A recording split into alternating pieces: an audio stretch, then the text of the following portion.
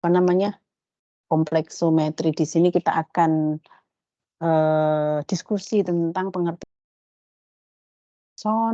eta kalian pasti sudah paham ya, kalau di kimia dasar pasti sering menggunakan eta. Kemudian pengaruh pH, metode titrasi eta, penjelasan indikator, larutan standar dan bahan baku, serta kompleksometri salah satunya adalah fungsinya adalah untuk menentukan kesadahan air. Apa itu air sadah? Semoga nanti dibahas di di mata kuliah yang lain ya. Yang jelas yang namanya kesadahan itu adalah kalau dalam bahasa Inggrisnya hardness. Jadi yang namanya hardness atau kesadahan dalam air tentu saja itu tidak diinginkan, maka yang diharapkan adalah softness atau kebalikan dari hardness seperti itu. Nah, kesadahan dalam air itu seringnya adalah karena adanya kandungan Mg2+ dan Ca2+ yang banyak di dalam air minum, yang itu tentu saja tidak diharapkan di dalam air minum karena berbagai macam efek sampingnya. Namun kita tidak akan membahas di sini efek sampingnya, semoga ada di mata kuliah yang lain ya. Yang penting kita bisa tahu bagaimana cara menentukan kesadahan dalam air, seperti itu. Tentang bagaimana cara pengolahannya tentu saja akan dibahas di mata kuliah yang lain. Di mata kuliah labeling ini diharapkan kalian bisa menentukan kadar kesadahan atau kadar ion Mg2+, Ca2+ dalam air, seperti itu. Jadi kompleksometri adalah analisis volumetri berdasarkan pembentukan senyawaan rangkai atau senyawa kompleks dengan menggunakan larutan standar, yaitu senyawa poliaminokarboksilat atau etilen diamin tetraasetik asid atau sering disebut sebagai ETA. Nah, perlu juga kita pahami sedikit ya tentang komplekson. Komplekson adalah zat-zat yang dapat membentuk senyawa kompleks kelat dengan ion logam. Sejumlah golongan amina tersier yang banyak mengandung gugusan karboksilat akan membentuk senyawa kompleks dengan bermacam-macam ion logam. Nah, beberapa contoh komplekson adalah asam nitriloasetat. Sifatnya adalah susah larut dalam air atau tidak mudah larut dalam air. Yang banyak dipakai adalah garam-garam dinatrium. Contoh komplekson 1, NITA, atau NTA atau nitrilo triasetik asid. Atau komplekson yang lain adalah asam 1,2-diaminosikloheksana tetraasetat. Nah, yang nomor 2, komplekson nomor 2 ini membentuk senyawa kompleks lebih lambat dibandingkan ETA, sehingga menyulitkan pengamatan pada titik akhir titrasi. Jadi ada hubungannya dengan kemarin titrasi yang kita bahas di bahan asidi dan alkalimetri. Jadi titrasi itu sangat-sangat kemampuan untuk titrasi, kemudian pemahaman tentang titrasi itu sangat dibutuhkan sebagai dasar untuk analisa-analisa yang lain seperti itu.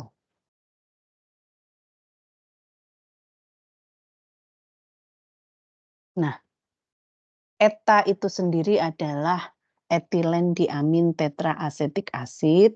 Ini adalah asam lemah, sifatnya tidak mudah larut dalam air, sehingga jarang dipakai sebagai larutan standar. Tapi dibandingkan dua komplekson yang lain yang kita sebutkan tadi, ETA ini paling banyak digunakan.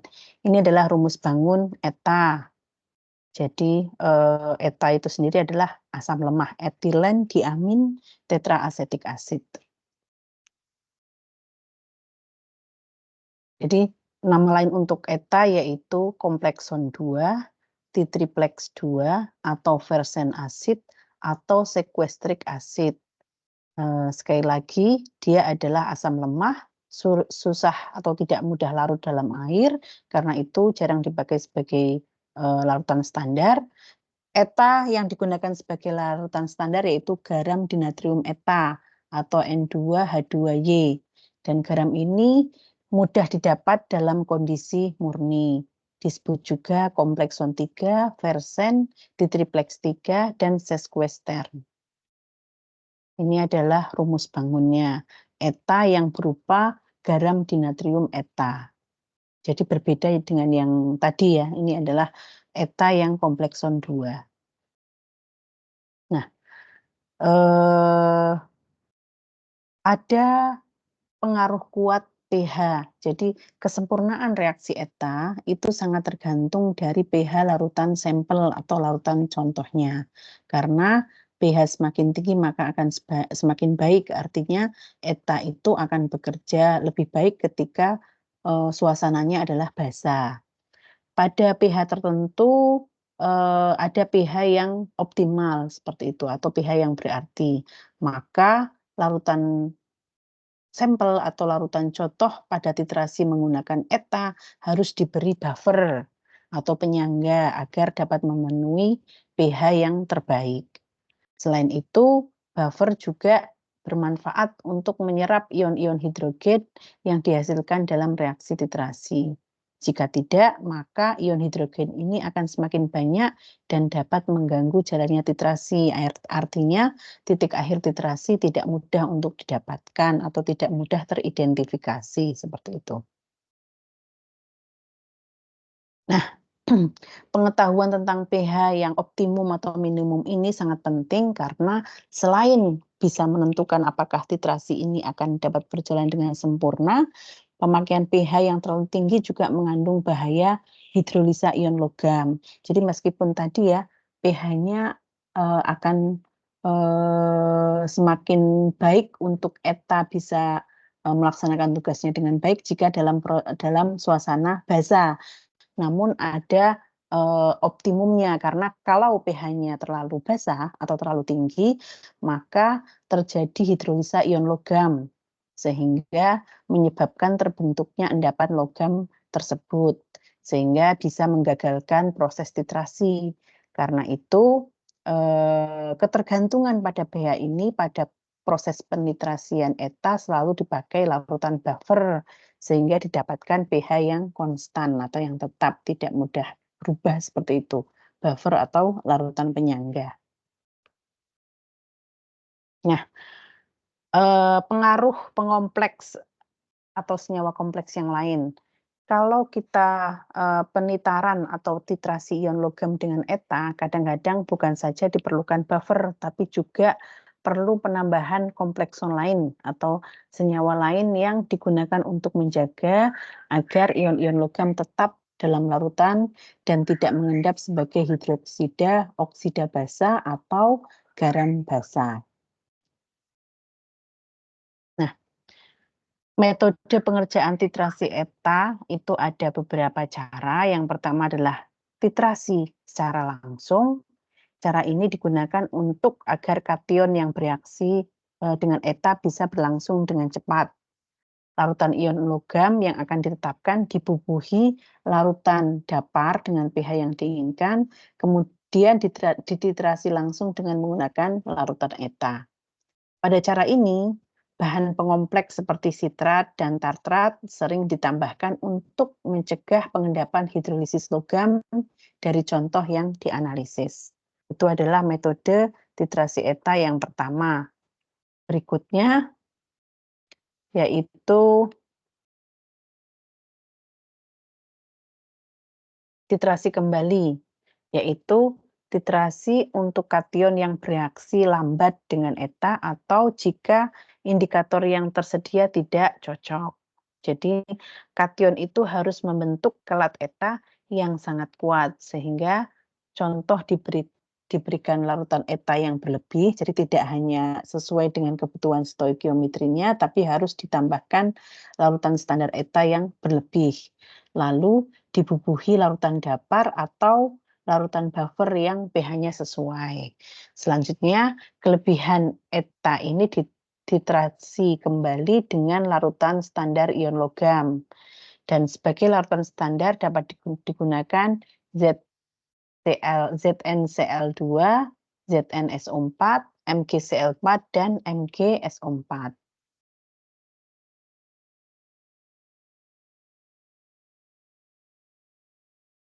Kemudian titrasi substitusi atau titrasi penggantian. Cara ini baik digunakan untuk kation yang membentuk kelat eta yang lebih kuat dari Mg eta atau Zn eta. Jadi jika ion logam Mn+, jadi logam itu kan macam-macam ya, ada Mg2+, Ag, atau apa yang lain, aluminium misalnya Fe gitu ya, maka dinotasikan sebagai M karena metal gitu ya, N+, karena logam biasanya memang kation gitu ya. M ini merepresentasikan metalnya atau logamnya apa, N-nya ini adalah muatannya berapa, plus, seperti itu.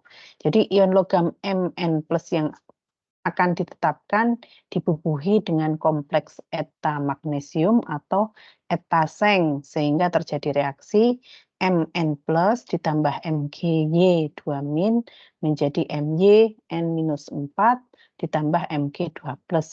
Jumlah Mg yang setara dengan ion logam kemudian diliterasi dengan menggunakan eta. Sehingga cara ini dapat digunakan jika tidak ada indikator yang baik untuk kation yang akan dianalisis. Jadi sekali lagi kita diskusi tentang kompleksometri ini untuk menganalisa kation yang akan kita tuju di kualitas air yang kita ingin tahu, seperti itu ya. Jadi karena kesadahan itu adalah sekali lagi karena keberadaan kation berupa Mg2+ ataupun Ca2+, maka kompleksometri adalah salah satu cara yang tepat untuk menganalisa kadar kesadahan dalam air. Kemudian cara titrasi yang keempat dengan titrasi alkalimetri. Nah, jika larutan ion logam dititrasi dengan menggunakan eta, maka akan terbentuk kompleks dan dibebaskan ion H+. Mn2+ ditambah H2Y2- menjadi MyN-4 ditambah 2H+. Nah, ion H+ ini yang dibebaskan dapat dititrasi dengan larutan standar basa menggunakan indikator asam basa dengan alat yang namanya atau disebut dengan potensiometer. Nah, larutan yang akan dititrasi ini sebelumnya harus dinetralkan, dan hal ini sering mengalami kesulitan. Jadi harus cara menetralkan ini harus sering latihan ya, karena salah satu pengganggunya adalah terbentuknya hidrolisis dari garam. Nah, ketika proses menetralkan itu harus tepat, harus pas komposisinya agar tidak terjadi hidrolisis dari garam. Nah, indikator seperti kita pernah diskusikan juga di asidi alkalimetri ya, indikator itu sangat penting karena kalau kita titrasi nggak paham indikator, maka kita tidak pernah tahu kapan titrasi itu akan selesai, seperti itu kan. Begitu juga dengan kompleksometri ini juga caranya adalah dengan titrasi, seperti itu. Nah, indikator untuk titrasi kelatometri adalah basa atau asam lemah organik yang dapat membentuk kelat dengan ion logam dan warna kelat tersebut berbeda dengan warna indikator bebas. Dan indikator ini sering disebut sebagai indikator metalokromik. Nah, dalam proses titrasi asidi alkalimetri, indikator harus peka terhadap pH, sedangkan dalam kompleksometri, indikator harus peka terhadap ion logam. Seperti itu. Nah, syarat indikator logam agar dapat digunakan untuk menetapkan titik akhir titrasi. Jadi yang pertama, indikator tersebut harus memiliki reaksi warna yang spesifik dan selektif, sehingga dapat memberikan perubahan yang jelas pada saat titik akhir titrasi. Sehingga kita tahu, oh, kalau sudah berubah warna seperti ini, berarti titik akhir titrasi sudah terjadi. Jadi reaksi warna harus spesifik dan selektif, seperti itu. Kemudian, kompleks indikator logam harus memiliki kemantapan atau kestabilan yang cukup. Sebab jika terjadi disosiasi, tidak akan diperoleh perubahan warna yang tajam atau nyata. Nah, kompleks indikator logam harus kurang mantap dibandingkan kompleks logam eta, atau kompleks indikator logam ini harus kurang kuat dibandingkan kompleks logam eta, agar pada saat titik ekuivalen eta itu dapat mengambil ion logam dari kompleks indikator logam. Perubahan kesetimbangan dari kompleks indikator logam ke kompleks logam eta harus tajam dan jelas, seperti itu. Jadi titrasinya juga jelas ya kapan terjadi titik akhir titrasi kalau dua syarat ini bisa terpenuhi. Nah, kemudian syarat berikutnya adalah perbedaan warna antara indikator bebas dan dan kompleks indikator logam harus diamati.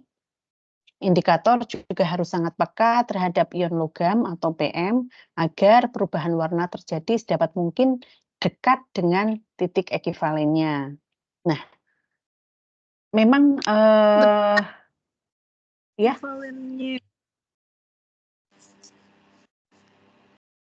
Ada pertanyaan?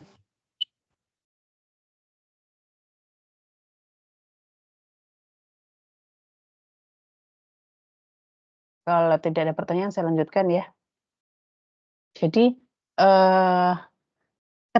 pada kompleksometri ini pemilihan indikator tidak semudah pemilihan indikator pada titrasi asidi alkalimetri yang kita bahas pada pertemuan yang lalu, karena perubahan warna di sini menyangkut kekuatan kelat logam eta. Nah, kelat logam indikator maupun pH, di samping itu juga harus diperhatikan jenis warna indikator bebas pada pH titrasi dibandingkan warna pada kelat, seperti itu. Nah, selain itu, indikator, ada juga indikator yang disebut dengan EBT atau Eriochrome Black Tea. Nah, senyawa ini adalah salah satu senyawa indikator metalokromik yang pertama ditemukan dan paling banyak digunakan. EBT ini sifatnya adalah indikator asam basa, berubah warna jika pH lingkungannya berubah. Indikator ini umumnya dipakai pada kondisi basa atau kondisi alkalin ya, sekitar pH 8-12 dengan perubahan warna awalnya biru menjadi merah. Seperti itu. Jadi ketika titik akhir titrasi tercapai, warna indikator yang awalnya biru akan berubah menjadi merah. Nah, indikator metalokromik yang lain adalah selain EBT ada juga kalmagit, mureksit, silenol orange, dan kalkon. Nah, larutan selalu ini ya, selalu kalau kita bicara titrasi pasti ada larutan standar dan bahan baku ketika kita akan melakukan analisa dengan metode kompleksometri. Larutan standar dibuat dengan bahan baku Na2H2Y 2H2O. Ini adalah bahan baku untuk membuat larutan standar ETA. Untuk pembuatan larutan standar ETA, sebaiknya digunakan air bebas ion atau demin water atau demineralized water. Artinya mineral-mineral yang ada di air itu harus dihilangkan terlebih dahulu. Jadi benar-benar air murni, tidak hanya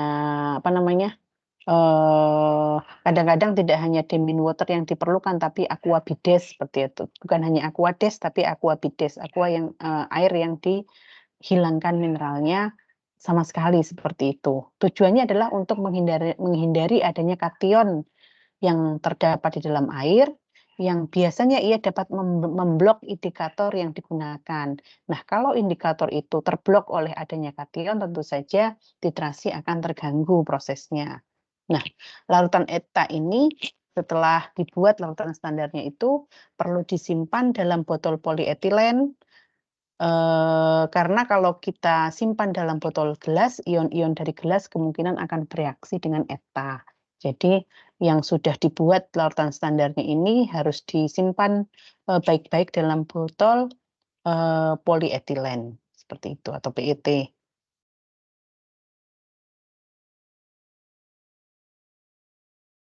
Nah, kemudian yang diperlukan lainnya adalah larutan baku. Larutan standar ETA dapat distandarisasi dengan larutan baku, yaitu CaCO3 murni. CaCO3 ini dilarutkan dengan sedikit HCl, kemudian ditambahkan buffer pH 10. Perhitungannya adalah milimol ETA sama dengan milimol CaCO3. Mililiter atau volume dari M ETA sama dengan miligram per bilangan molekul dari CaCO3, sehingga M ETA didapatkan dengan cara berat CaCO3 dibagi mililiter dari mR CaCO3, seperti itu. Ini CaCO3 juga salah satu penyebab kesadahan dalam air. Jadi ketika dia terionisasi dalam air menjadi Ca2+ dan CO3 2-, seperti itu. Nah, setelah kita diskusikan tentang kompleksometri tersebut, kita akan diskusi tentang kegunaan kompleksometri pada proses penentuan kesadahan air.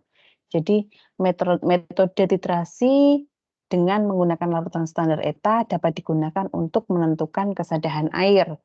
Air sadah sekali lagi adalah air yang mengandung garam, Mg, dan atau Ca. Artinya di dalam air sadah itu sangat mungkin tidak hanya Mg saja atau Ca saja, tapi gabungan antara Mg2+ dan Ca2+. Dan kesadahan adalah besarnya kadar Mg2+ atau Ca2+ dalam air. Saya spill sedikit ya, kalau kita kan memang membutuhkan magnesium dan kalsium gitu ya, dan kadang-kadang itu kita perlukan dalam air minum seperti itu. Namun terlalu banyak konsentrasi Mg2+ dan Ca2+ itu menyebabkan hardness dari air itu meningkat atau air menjadi bersifat sadah seperti itu. Pada air bersih gitu ya, untuk air sanitasi, air sadah itu jika digunakan untuk mencuci, salah satunya adalah cirinya adalah tidak mudah menyebabkan sabun atau deterjen itu berbusa, seperti itu.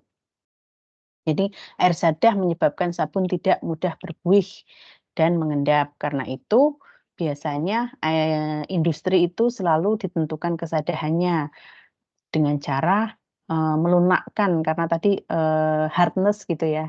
Istilah air sadah dalam referensi biasanya disebut sebagai hardness. Karena itu untuk mengolahnya perlu dalam tanda kutip kita perlu melunakkan air gitu, sehingga dapat dilakukan dengan seefisien mungkin proses pelunakannya.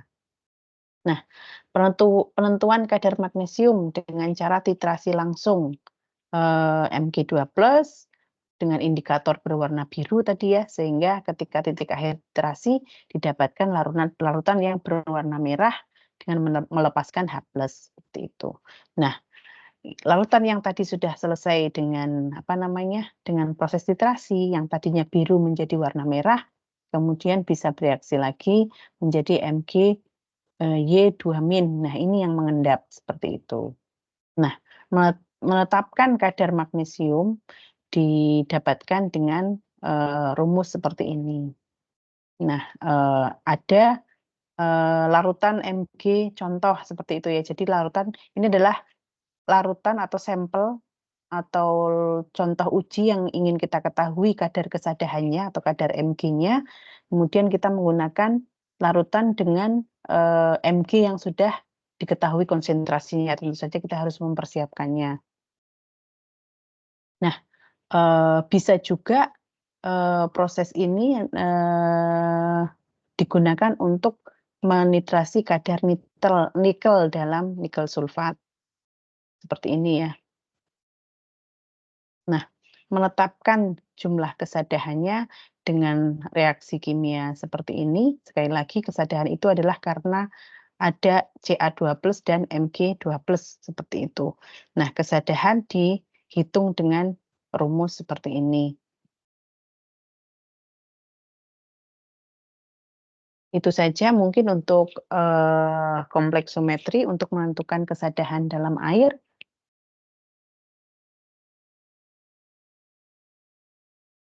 Kemudian kita lanjutkan dengan argentometri. Nah, argentometri ini adalah salah satu metode juga yang sering digunakan untuk analisa di laboratorium untuk menentukan kualitas air. Nah, argentometri itu diturunkan dari bahasa Latin berupa argentum yang berarti perak, disingkat sebagai Ag. Seperti itu, silver gitu ya, perak atau silver. Nah, argentometri ini adalah salah satu cara untuk menentukan kadar zat dalam suatu larutan yang dilakukan dengan, sekali lagi, titrasi lagi, berdasarkan pembentukan endapan dengan ion Ag+, melibatkan reaksi pengendapan antara ion halida, yaitu Cl-, I, Br-, dan ion perak Ag+. Jadi seperti yang pernah saya sampaikan waktu kita pertemuan asidi alkalimetri gitu ya, titrasi itu berakhir ketika titik akhir titrasi diperoleh. Dengan menggunakan indikator, maka kita ketahui ketika terjadi perubahan warna, maka TAT sudah selesai. Seperti itu ya, titik akhir titrasi dapat kita dapatkan gitu ya. Namun tidak selalu perubahan warna itu menjadi indikasi bahwa titrasi itu sudah berakhir. Indikator lain adalah terjadi pengendapan. Jadi kalau titrasi kemudian sudah mulai terjadi kabut yang kira-kira akan ada perubahan yang berupa seperti kabut gitu ya dalam Erlenmeyer titrasi kita, itu berarti tanda bahwa sebentar lagi akan terjadi pengendapan seperti itu. Jadi argentometri ini menentukan kadar zat dalam larutan dengan titrasi berdasarkan pembentukan endapan. Jadi bukan perubahan warna, tapi pembentukan endapan dengan ion Ag+. Nah, ada beberapa metode ketika argentometri ya. Salah satunya adalah metode Moore. Larutan standar dalam metode Moore untuk argentometri ini ialah larutan perak nitrat atau AgNO3 dan indikator yang sering digunakan adalah kalium kromat atau K2CrO4. Kalau ion bromida atau ion klorida sudah habis diendapkan oleh ion perak membentuk AgBr atau AgCl, maka ion kromat akan bereaksi dengan ion perak sehingga membentuk endapan perak kromat atau Ag2CrO4 yang warnanya adalah coklat kemerahan atau sering disebut sebagai merah bata sebagai indikasi sudah tercapai titik akhir titrasi. Nah, selain metode Moore, ada juga metode Volhard. Dalam metode ini, larutan standar yang digunakan adalah AgNO3 yang berlebih ditambahkan ke dalam larutan yang di dalamnya terkandung ion halogen, contohnya Cl. Nah, kelebihan dari ion Ag+ dalam keadaan asam kemudian dititrasi dengan larutan standar berupa garam tiosianat atau NH4SCN atau KSCN dengan menggunakan indikator larutan Fe3+. Nah, reaksi antara titran dan Ag+ membentuk endapan putih. Nah, tadi kalau metode Moore itu endapannya berupa merah bata atau merah kecoklatan. Namun kalau metode Volhard, endapannya berwarna putih. Nah, kelebihan titrasi ini menyebabkan reaksi dengan indikator membentuk senyawa kompleks tiosianatoferat yang warnanya merah seperti itu. Nah, selain metode Moore, metode Volhard, ada juga metode Vajans. Jadi di metode ini digunakan indikator adsorpsi, di mana pada saat titik ekivalen, indikator itu akan terabsorpsi oleh endapan.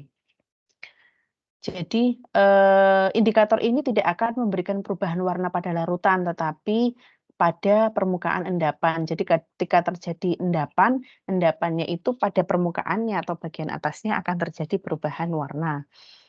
Jika AgNO3 ditambahkan pada larutan NaCl yang mengandung fluoresen, maka titik akhir titrasi akan mudah diamati dengan perubahan warna dari kuning cerah ke menjadi merah muda.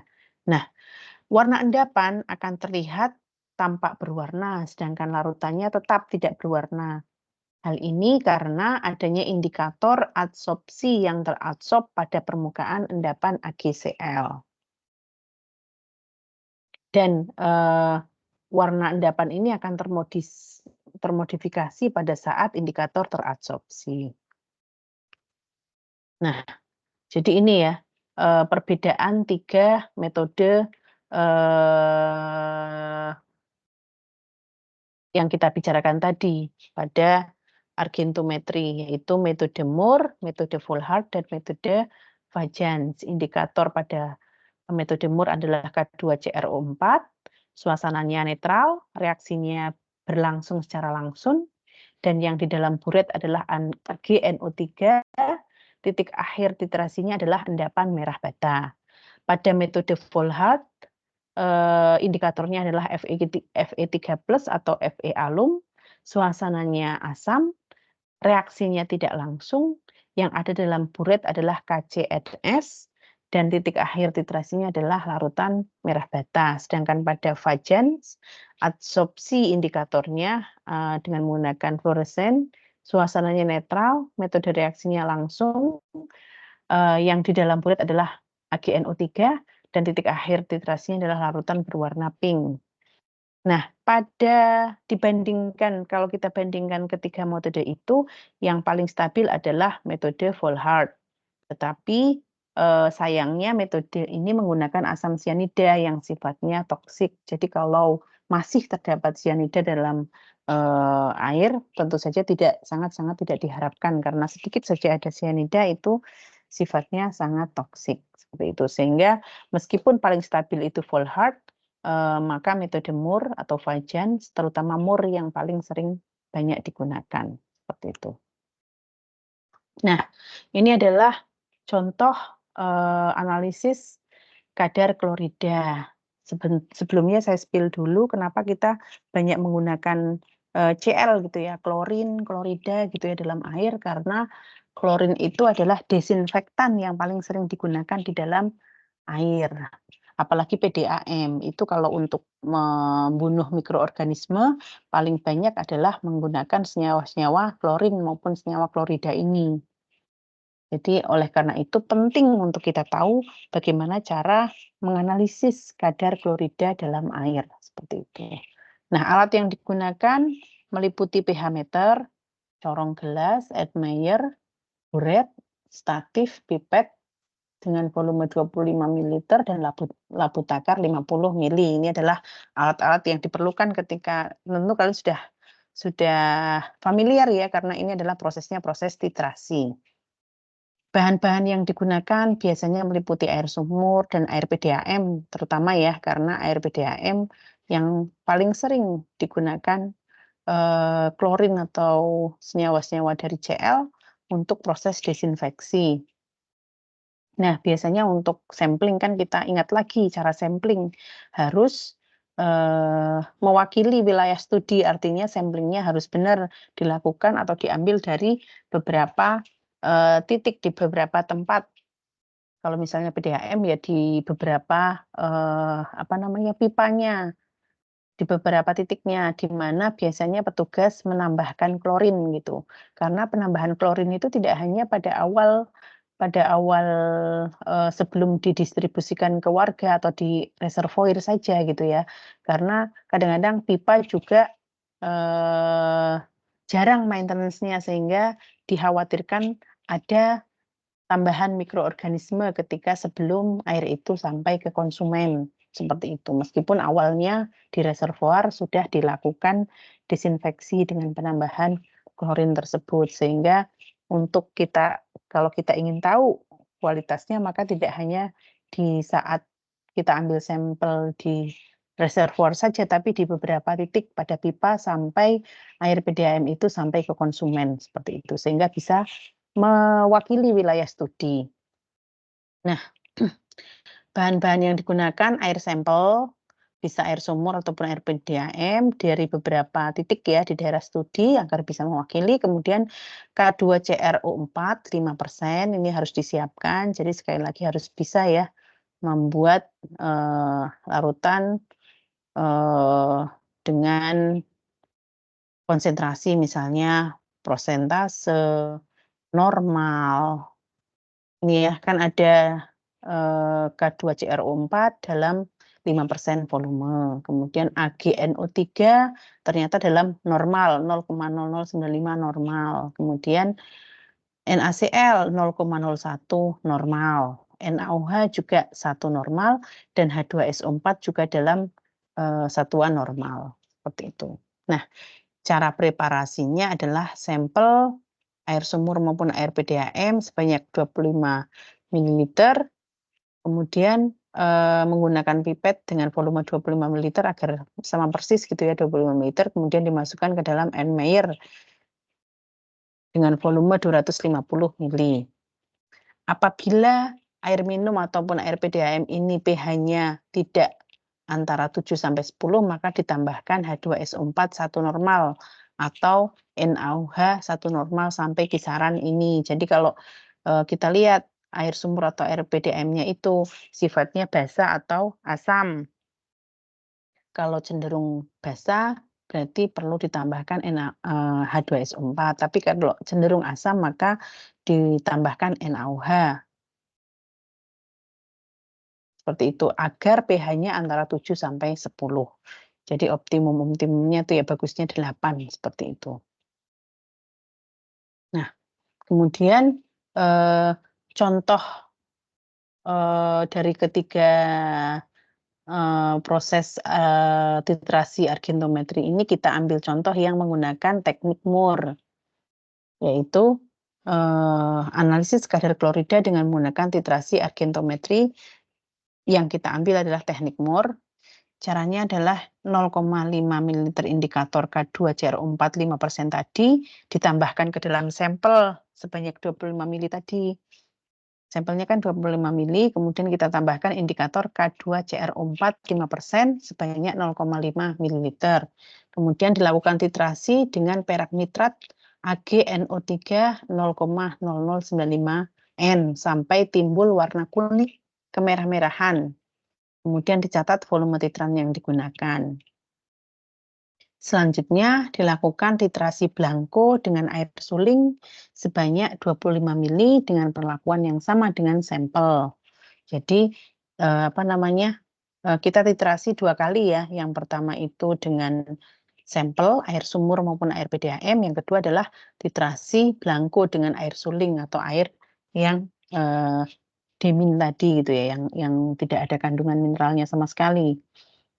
Kemudian masing-masing sampel dilakukan pengulangan 2 kali agar ada deviasinya gitu ya, karena titrasi satu dengan yang lain biasanya tidak sama persis gitu. Nah, kalau mirip itu akan sangat bagus, tapi kalau berbeda jauh maka perlu kita ulang lagi, nggak cuma 2 kali tapi 3 kali minimal. Nah, nanti yang cenderung sama yang mana, itu yang kita ambil, yang sangat berbeda itu yang kita hilangkan. Mungkin ada kesalahan, mungkin ngalamun saat titrasi atau tidak fokus, seperti itu. Kemudian kita hitung kadar klorida atau Cl- dalam sampel air minum dengan cara konsentrasi Mg, konsentrasi Cl dalam miligram per liter adalah A minus B kali N kali 35,450 dibagi volume total. A adalah volume AgNO3 yang digunakan sebagai penitiran sampel dalam mililiter. Jadi AgNO3 adalah yang dalam buret gitu ya. Kemudian B adalah AgNO3 yang digunakan sebagai penitiran blanko. Dan N adalah normalitas AgNO3, diketahui ya, normalitasnya 0,0095, dan V adalah volume sampel dalam mililiter. Seperti itu. Itu tentang menentukan kadar klorida dalam air minum.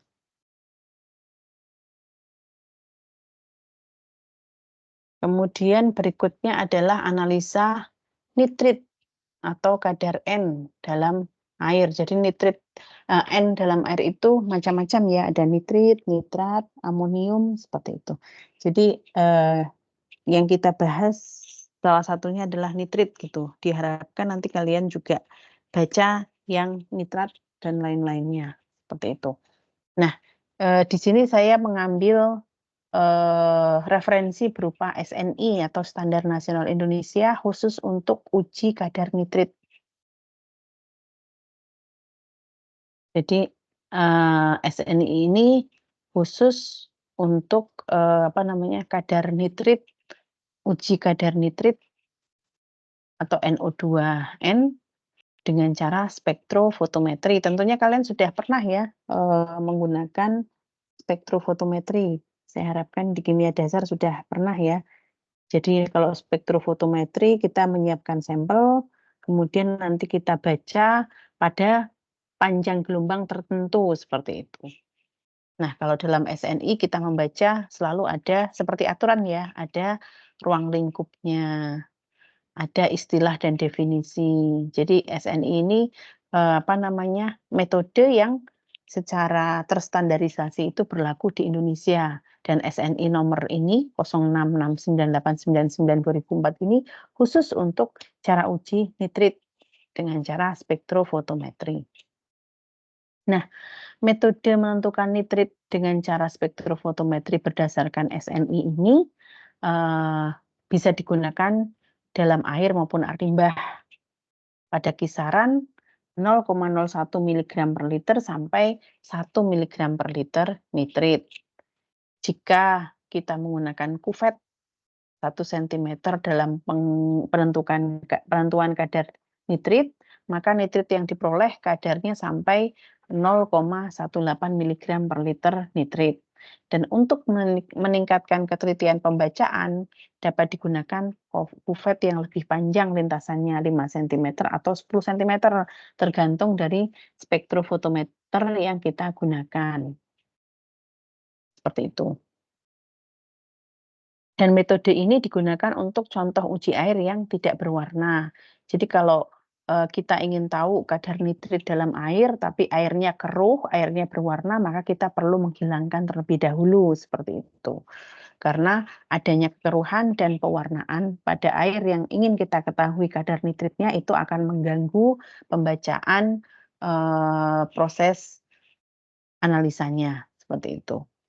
Nah, di dalam penentuan uji nitrit ini kita harus paham larutan induk, kemudian larutan induk adalah larutan baku kimia yang dibuat biasanya dengan kadar yang tinggi atau konsentrasi yang tinggi, dan biasanya digunakan untuk membuat larutan baku dengan kadar yang lebih rendah atau kita encerkan agar konsentrasinya lebih rendah.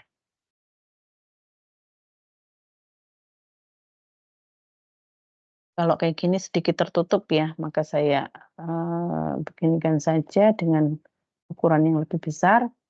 Nah, selain larutan induk, ada juga larutan induk nitrit, yaitu NO2N, larutan yang dibuat dengan cara melarutkan 1,232 gram NaNO2 dalam air suling atau air demineral water yang bebas nitrit dan diencerkan sampai 1000 ml. Sehingga kadarnya adalah 250 mg per liter nitrit. Ini adalah larutan induk nitrit. Jadi 250 mg per liter itu cukup tinggi ya kadar nitritnya. Ya memang karena yang disiapkan adalah larutan induk nitrit. Larutan yang dibuat dengan kadar tinggi, dan nanti kalau larutan baku tentu saja harus diencerkan, seperti itu.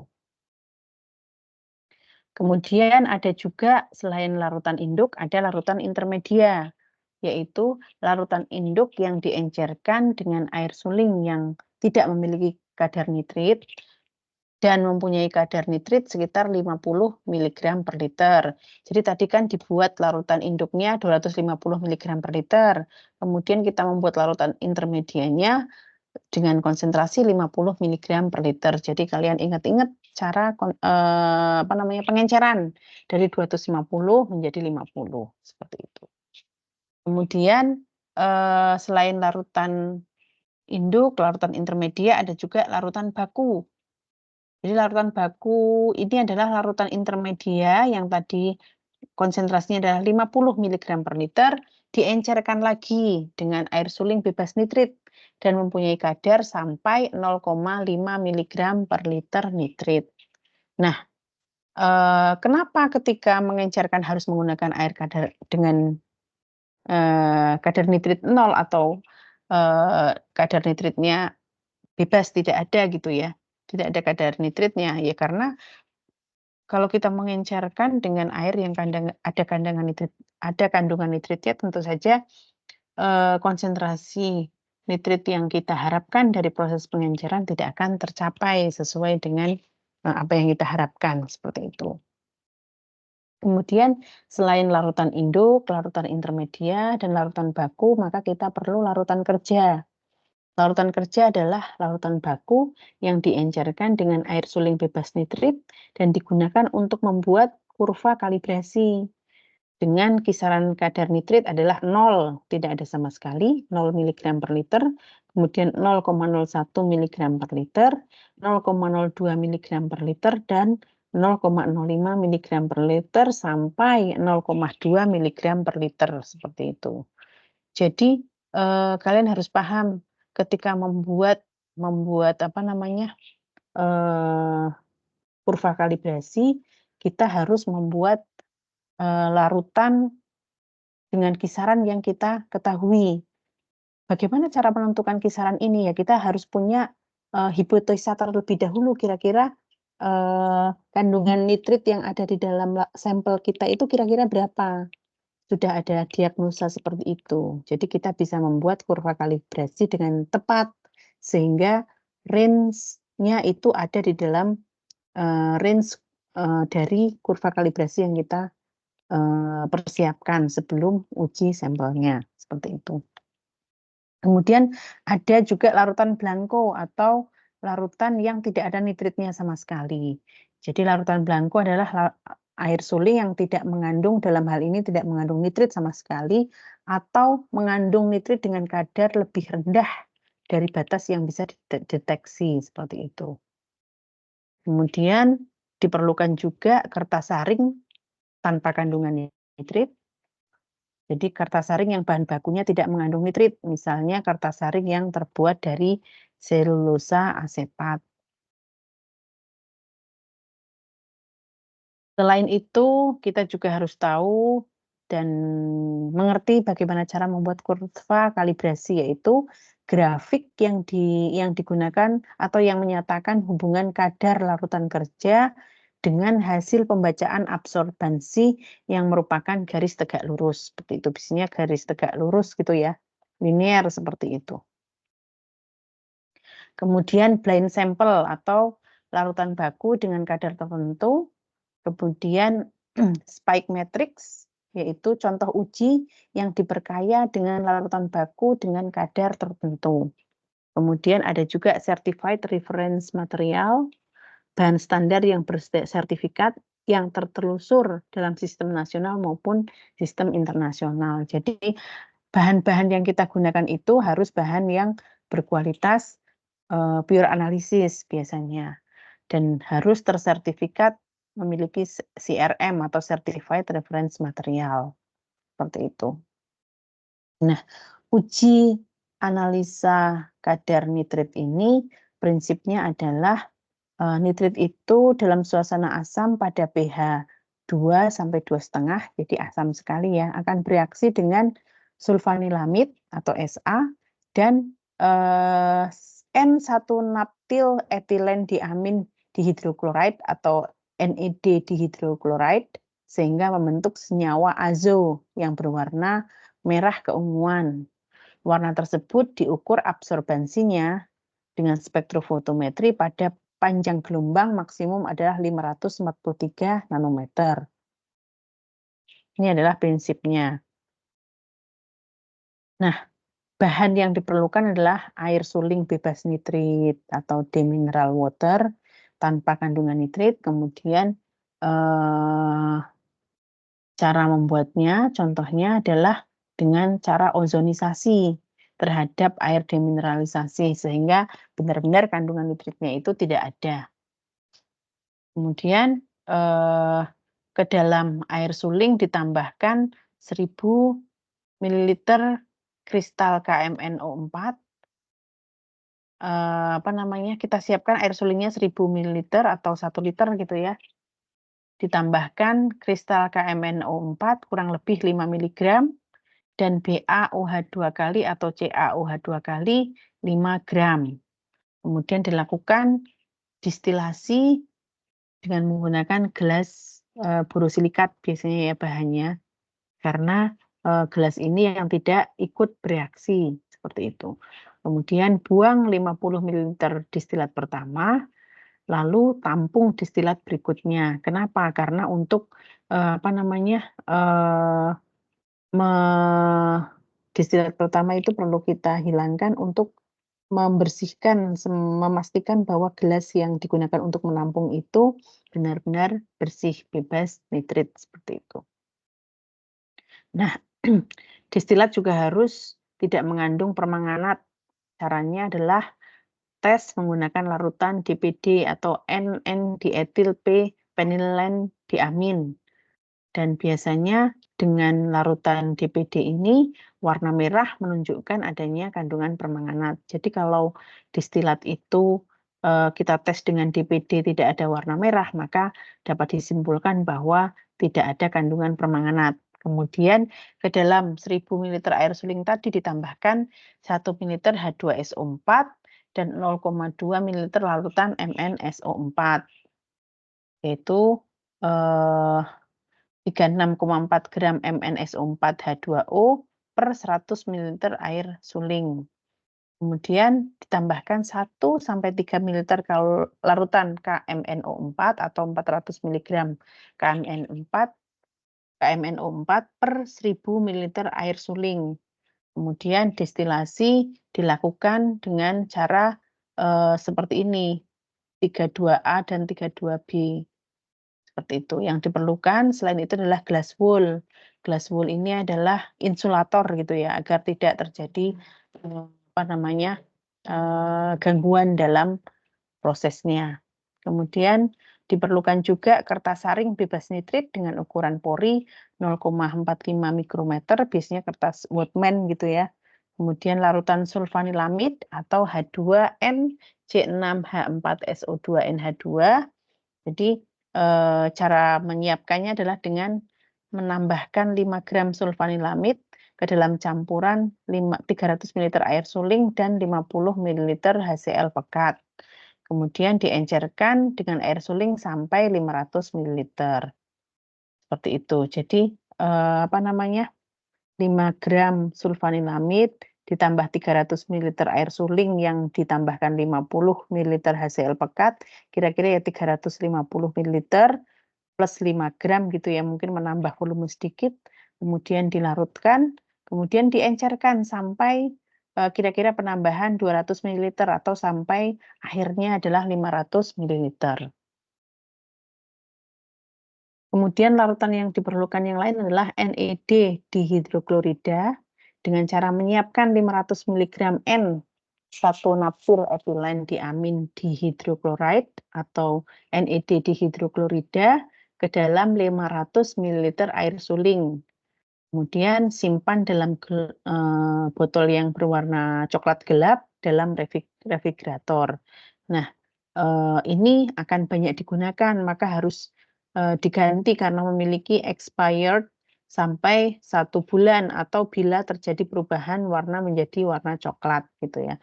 Oleh karena itu perlu disimpan dalam botol berwarna gelap karena dia sensitif terhadap cahaya, seperti itu. Dan juga sensitif terhadap suhu, maka disimpannya dalam botol gelap dan disimpan dalam refrigerator. Kemudian diperlukan juga larutan natrium oksalat atau Na2C2O4 0,05 normal. Jadi caranya adalah melarutkan 3,35 gram Na2C2O4 dalam air suling yang bebas nitrit dan ditepatkan sampai 1000 ml. Seperti itu. Kemudian ditambahkan larutan ferroamonium sulfat atau FAS 0,05 normal. Caranya adalah dengan melarutkan 19,607 gram FeNH42 kali SO42 kali H6H2O ke dalam air suling bebas nitrit, kemudian tambahkan 20 ml H2SO4 pekat dan tepatkan pada sampai volume 1000 ml gitu. Kalian kalau membuat seperti ini gimana caranya? Airnya 1000 ml kemudian ditambahkan atau bagaimana? Kalau saran saya ya, kalian siapkan dulu air 500 ml, kemudian kalian tambahkan larutan kalian tambahkan Na2C2O4 sebanyak 3,350 gram. Nah, pastikan volumenya akan lebih dari 500 ml, lebih sedikit gitu ya. Terus kalian tambahkan airnya sampai batas 1000 ml, seperti itu. Begitu juga dengan ini. Apalagi ini besar ya, 19,607 gram. Jadi volumenya juga lumayan seperti itu. Jadi apalagi perlu menambahkan 20 ml H2SO4. Jadi siapkan dulu 500 ml, kemudian tambahkan sekian gram FeNH42 kali SO4 2 kali 6H2O, kemudian di mix atau di stir gitu ya, gunakan magnetic stirrer gitu ya, agar larut, kemudian tambahkan 20 ml H2SO4. Minimal dari 500 yang kita tambahkan itu sudah sekitar 525 atau bahkan 530 mililiter kan, kemudian tambahkan, air suling lagi sampai volumenya 1000 mililiter, seperti itu.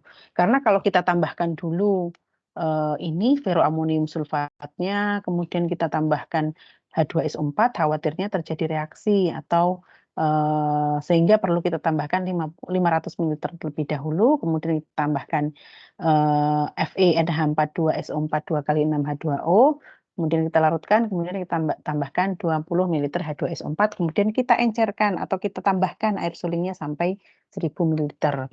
Kalau kita awalnya 1000 mililiter pasti volumenya akan lebih dari itu. Jadi larutan fast 0,05 normalnya tidak tercapai seperti itu. Kemudian membuat larutan induk nitrit 250 mg per liter. Caranya adalah melarutkan 1,232 gram NaNO2 dalam air suling bebas nitrit dan tepatkan sampai 1000 ml. Awetkan dengan 1 ml CH-Cl3. Saran saya adalah sama.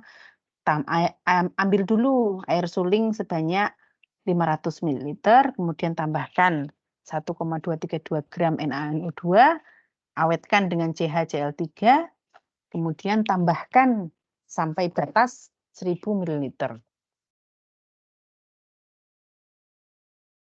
Karena bekerja di laboratorium itu harus hati-hati dan precise gitu ya.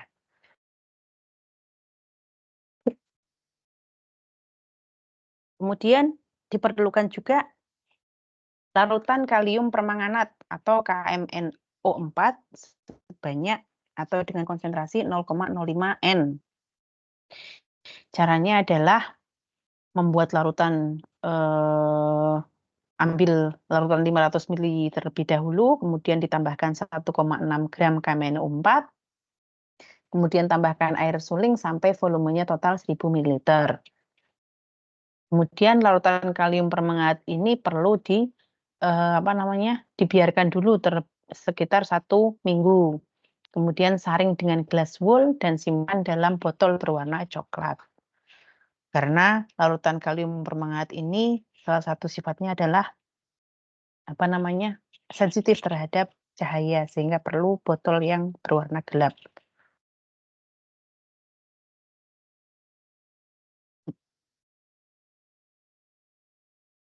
Gelas wool gitu ya, insulator, atau mungkin kalian pernah lihat sering digunakan sebagai penyaring di dalam akuarium.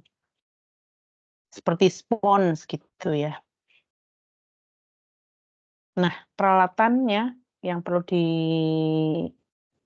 disiapkan untuk analisa nitrit adalah spektrofotometer, sinar tampak dengan kuvet berasal dari berbahan silika, kemudian labu ukur 50 ml, 250 ml, 500 ml, dan 1000 ml. Kemudian pipet volumetrik 1 ml, 2 ml, 5 ml, 10 ml, dan 50 ml. pipet ukur 5 ml.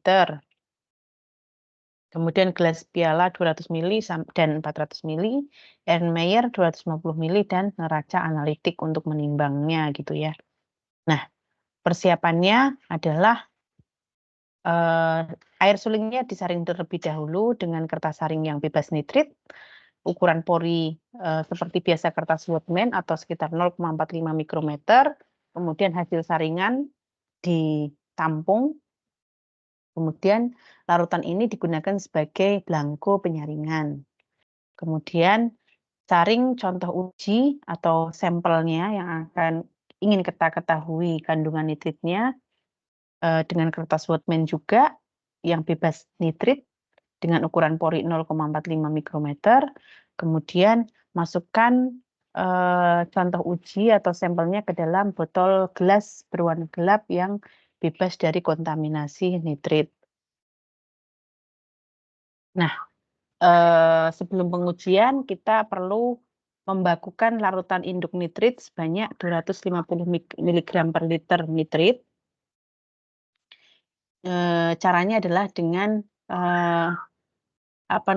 mengambil larutan KMNO4 0,05 normal sebanyak 50 ml ke dalam Erlenmeyer. Tentu saja kita harus menggunakan pipet gitu ya. Jadi harus bisa menggunakan pipet. Cara mengambil sampel dengan pipet, kemudian menahannya, kemudian memasukkan ke dalam Erlenmeyer. Setelah itu ditambahkan 5 ml H2SO4 pekat. Nah,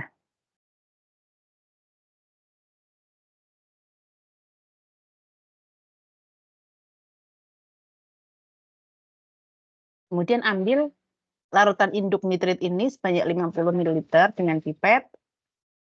Kita masukkan ke dalam larutan KMNO4 dengan cara ujung pipetnya berada di bawah permukaan larutan KMNO4. Jadi harus masuk gitu ya. Kemudian dihomogenkan dengan cara digoyangkan, kemudian panaskan pada suhu 70 derajat Celcius sampai 80 derajat Celcius di atas pemanas plus mixer gitu ya. Kemudian hilangkan warna permanganat dengan menambahkan larutan natrium oksalat dengan konsentrasi 0,05 normal dengan cara menambahkannya secara bertahap sampai sebanyak 10 ml. Jadi kalau menambahkan itu sedikit demi sedikit sampai maksimal itu 10 ml. Kemudian titrasi kelebihan Na2C24 dengan larutan KMNO4 0,05 normal ini sampai terjadi warna merah muda sebagai indikasi titik akhir titrasinya. Kalau kita menggunakan larutan fast untuk menggantikan Na2C24, maka tidak perlu dilakukan pemanasan, tapi memerlukan waktu reaksi paling tidak sekitar 5 menit sebelum titik akhir titrasi dengan menggunakan KMNO4. Kemudian kita hitung kandungan nitritnya dari larutan induk tersebut dengan rumus seperti ini ya, C sama dengan V1 kali N1 dikurangi V2 kali N2 kali 7 dibagi V3. Dengan pengertian C adalah kadar nitrit dalam larutan induk, satuannya adalah miligram per mililiter nitrit, V1 adalah jumlah mililiter total larutan KMNO4 yang digunakan, N adalah normalitas KMNO4 kita ketahui, kemudian V2 adalah jumlah mililiter total larutan Na2C24 atau jumlah mililiter larutan fast, tergantung mana yang kita gunakan ya. Kemudian N2 adalah normalitas larutan Na2C2O4 atau dalam jumlah mililiter total larutan fast. Dan V3 adalah jumlah mililiter larutan induk nitrit yang diambil atau yang dititrasi. Seperti itu. Nah, kemudian kita juga perlu melakukan pembakuan larutan kalium permanganat atau KMNO4 dengan konsentrasi 0,05 normal. Dan larutan ini pada saat akan digunakan bisa dengan cara menimbang 100 mg sampai 200 mg Na2C2O4 anhidrat. Kemudian kita masukkan dalam gelas piala dengan ukuran 400 ml. Kemudian kita tambahkan 100 ml air suling, aduk sampai larut. Nah, kalau saya biasanya seperti tadi ya, paling tidak 50 ml dulu dimasukkan ke dalam gelas piala 400 ml, kemudian ditambahkan 100 sampai 200 Na2C2O4 anhidrat, kemudian apa namanya?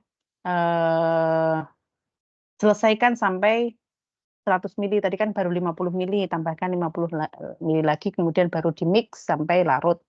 Kemudian tambahkan 10 ml H2SO4, panaskan sampai temperatur 90 sampai 95 derajat Celcius. Kemudian kondisi suhu seperti itu, segera langsung titrasi dengan KMNO4 sampai warna merah muda bisa didapatkan. Dan titrasi itu, temperatur itu dijaga tidak kurang dari 85 derajat Celcius. Jadi harus segera gitu ya. Tentu saja kita harus menggunakan pengaman karena Erlenmeyer-nya bersuhu tinggi gitu ya. Jadi harus pakai apa namanya? Sarung tangan yang bisa melindungi dari tangan dari kebakaran gitu ya, karena Erlenmeyer-nya panas.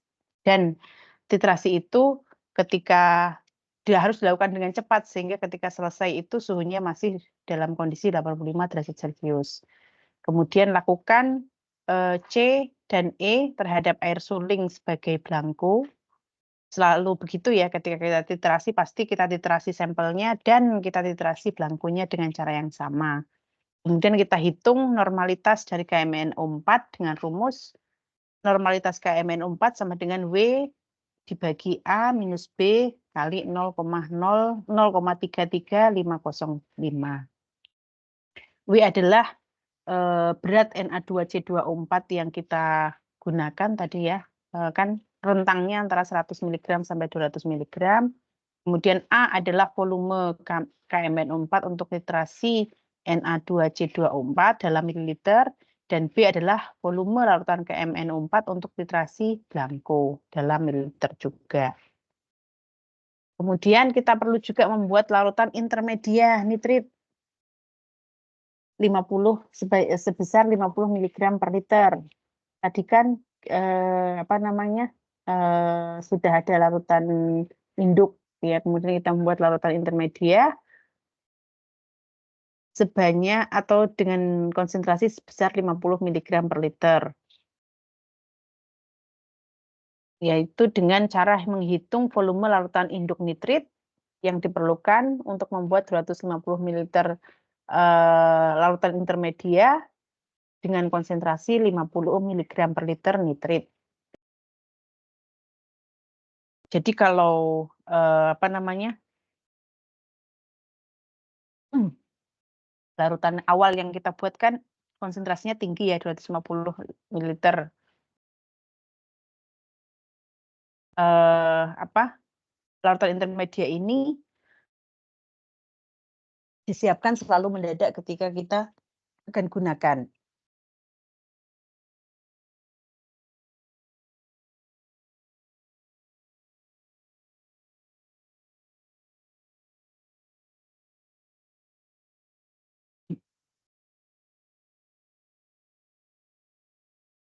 Kemudian kita hitung larutan intermedianya dengan D kali C sama dengan 250 kali 50. C adalah kadar nitrit dalam larutan induk. D adalah volume larutan induk nitrit yang diperlukan untuk membuat 250 ml 50 mg per liter nitrit.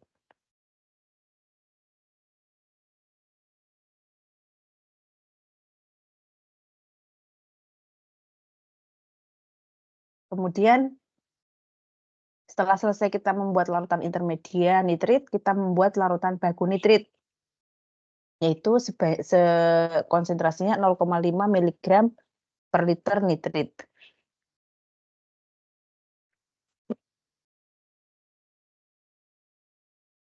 Caranya adalah dengan mengencerkan, kita ambil 10 ml larutan intermedia, kemudian kita tambahkan air suling sampai volumenya 1000 ml. Jadi 10 ml larutan intermedia, ditambahkan air suling sebanyak 990 ml sehingga totalnya adalah 1000 ml. Nah, pembuatan larutan baku nitrit ini juga tidak boleh menginap gitu ya, harus disiapkan digunakan hanya 1 hari atau setiap ketika akan digunakan. Nah, kemudian setelah itu kita buat larutan kerja nitrit. Caranya adalah memipet larutan bakunya tidak ada sama sekali atau 0 ml, kemudian 1 ml, 2 ml, 5 ml, 10 ml, 15 dan 20 ml. Larutan baku nitrit 0,5 mg per liter masing-masing ke dalam labu ukur 50 ml. Kemudian tambahkan air suling sampai tanda tera diperoleh.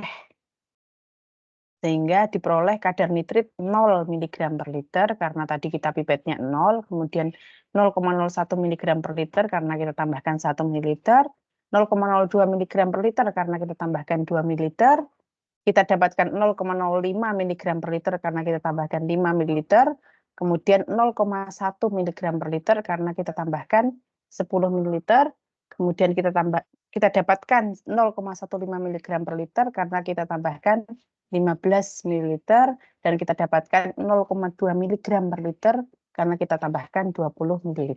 Seperti itu. Lalu kita buat kurva kalibrasi. Kita gunakan spektro, optimalkan terlebih dahulu sesuai dengan buku petunjuknya. Kemudian ke dalam masing-masing 50 ml larutan kerja, tambahkan 1 ml larutan sulfanilamid. Kemudian biarkan 2-8 menit. Artinya larutan kerjanya itu total adalah 51 ml karena masing-masing larutan kerja itu ditambah 1 ml larutan sulfanilamid. Kemudian tambahkan 1 ml larutan NAD dihidroklorida. Kemudian kocok dan biarkan sampai 10 menit. Dan segera lakukan proses pengukuran absorbansi menggunakan spektrofotometer dan pengukuran tidak boleh lebih dari 2 jam. Jadi setelah dibuat larutannya itu kemudian diukur. Mengukurnya nggak boleh lama-lama, tidak boleh lebih dari 2 jam. Kemudian baca masing-masing absorbansinya pada panjang gelombang 543 nanometer. Kemudian buat kurva kalibrasinya. Kemudian prosedur pengukurannya adalah pipet 50 ml contoh uji atau sampel yang akan kita ketahui kandungan nitritnya, masukkan ke dalam gelas piala 200 ml. Tambahkan 1 ml larutan sulfanilamid, kemudian kocok dan biarkan 2-8 menit. Tambahkan 1 ml larutan NAD dihidroklorida, kocok dan biarkan selama 10 menit. Dan segera lakukan pengukuran. Dan pengukuran juga tidak boleh lebih dari 2 jam. Baca absorbansi pada panjang gelombang 543 nanometer. Jadi ini kurva kalibrasi sudah diperoleh, kemudian prosedur dengan menggunakan sampel yang ingin kita ketahui kadar nitritnya, kita lakukan seperti itu. Nah, perhitungan kadar nitrit adalah memasukkan hasil pembacaan absorbansi contoh uji ke dalam kurva kalibrasi gitu ya kan. Setelah kurva kalibrasi diperoleh kan ada rumusnya ya. Kemudian kadar nitritnya adalah hasil pembacaan larutan konsentrasi contoh uji dari kurva kalibrasi. Oleh karena itu penting sekali ketika kita membuat kurva kalibrasi itu kita sudah menduga terlebih dahulu sampel kita itu kandungan nitritnya kira-kira berapa. Dan itu berlaku pada semua ketika kita akan melakukan uji dengan menggunakan spektro dan perlu membuat kurva kalibrasi. Seperti itu. Ini adalah cara pembuatan spike matrix untuk menentukan persen temu balik atau persen recovery. Caranya adalah dengan 40 ml contoh uji ditambah 10 ml larutan baku nitrit dengan konsentrasi 0,5 mg per liter. Kemudian lakukan langkah pada 3.6B tadi sampai 3.6D. Kemudian hitung persen recovery dengan rumus berikut. Dengan pengertian E adalah kadar contoh uji yang ada di spike dalam miligram per liter. F adalah kadar contoh uji yang tidak di spike dalam miligram per liter. Dan G adalah kadar standar yang ditambahkan atau target value dalam miligram per liter. G sama dengan Y kali Z per V. Y adalah volume larutan baku yang ditambahkan dalam mililiter. Z adalah kadar larutan baku. Dan V adalah volume akhir contoh uji yang ada di dalam spike dalam mililiter. Seperti itu. Jadi, kita akan mendapatkan konsentrasi kadar nitrit dari sampel yang ingin kita ketahui. Jadi kalau sedikit saya spill ya, nanti akan dibahas di mata kuliah yang lain, karena di labeling ini yang penting adalah kita tahu cara menentukan kadar dari, misalnya di sini dalam hal ini adalah N dalam bentuk nitrit, seperti itu. Jadi, apa itu nitrit, nitrat, amonium nanti akan dibahas di mata kuliah yang lain. Tapi cara menentukannya kita bahas di laboratorium lingkungan. Sekali lagi, materi di laboratorium lingkungan tidak mungkin kita diskusikan dalam kelas satu persatu karena parameternya banyak sekali. Tapi diharapkan dengan kalian belajar beberapa, untuk yang lain kalian bisa menentukan dengan metode yang mungkin berbeda juga seperti itu. Karena alat yang digunakan pun tidak selalu sama seperti itu. Jadi bisa menentukan kadar nitrit dengan menggunakan spektro. Tapi bisa juga dengan alat yang lain yang lebih mahal dan lebih precise. Dengan kadar yang sangat kecil bisa terdeteksi. Seperti itu. Tapi karena di lab teknik lingkungan kita punyanya spektro, maka kita bahas dengan spektro. Dan jangan khawatir ketika kalian mungkin suatu saat gitu ya bekerja atau sekolah lanjut gitu ya dengan kampusnya memiliki alat-alat yang lebih canggih, jangan segan-segan untuk membaca cara penggunaan alat tersebut sehingga kalian paham seperti itu. Mungkin itu saja yang bisa saya sampaikan. Nanti materi saya sampaikan ke Mas siapa nih formatnya? Tolong nanti disebarkan ke teman-teman yang lain ya. Tidur? Enggak kan? Oke, terima kasih. Mohon maaf kalau banyak kekurangan. Iya, Farah. Kenapa? Saya mau bertanya, kalau untuk materi